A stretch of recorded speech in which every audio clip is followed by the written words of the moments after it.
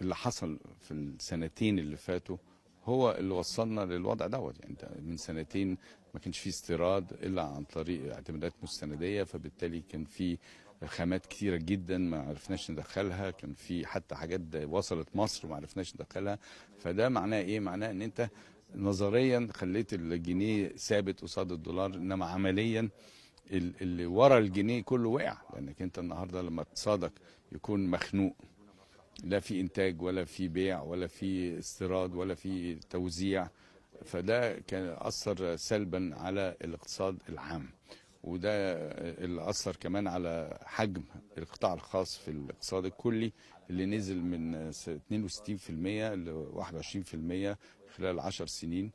دوت طبعا، وده كلام من جهاز التعبئه والاحصاء، مش من مش مثلا خبير اقتصادي ولا حد كده. انا اتخضيت صراحه من هذا التدهور اللي حصل، لانه هو ده من ضمن التاثيرات الجامده جدا لخنق العمله المصريه. لو العمله المصريه يعني مثلا تركيا سابت العمله بتاعتها تدهورت 60 او 70%، ولكن التصدير ماشي والاستيراد ماشي والحركه ماشيه. وطبعا التضخم هناك برضو مموتهم. بس احنا هنا في مصر عندنا كذا سيستم شغالين هايل من ناحيه الحكومه، بتحمي الطبقات الدنيا يعني من التضخم بشكل فعال. فاحنا عندنا الاجهزه، يعني الاتراك لسه كانوا بيتعلموا لان عمره ما حصل لهم البلوه دي يعني. انما احنا عندنا اجهزه وعندنا بطاقه تموين وعندنا كذا طريقه ممكن نحمي بيها الناس من التضخم. ولكن كان المفروض يتثبت سوق يحكم. اللي مش اللي اصل هو السوق ملوش حل يعني، اللي هيحاول يخنقه هيموته.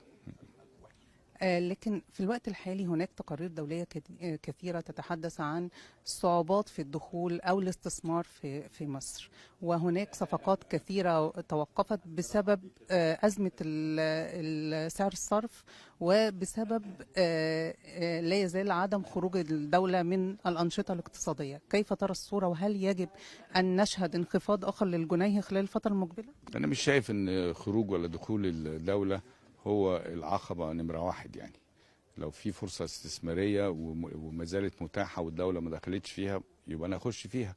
بس هخش وأنا مش عارف الدولار بكام، ومش عارف إذا كنت هدخل الدولار ده هعرف أطلعه ولا لأ، مش عارف إذا كنت هعرف أستورد الخامات اللي أنا محتاجها للمشروع.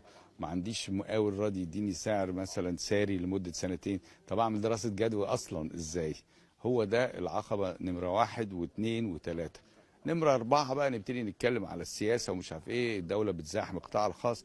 انا مش معتبر ان دي لو بطلت مش هتتحل، لان في بيروقراطية لسه زي ما هي، في عقبات زي ما بقول في الاستيراد، ضبابية في سعر الدولار اللي انا هستعمله في دراسة الجدوى.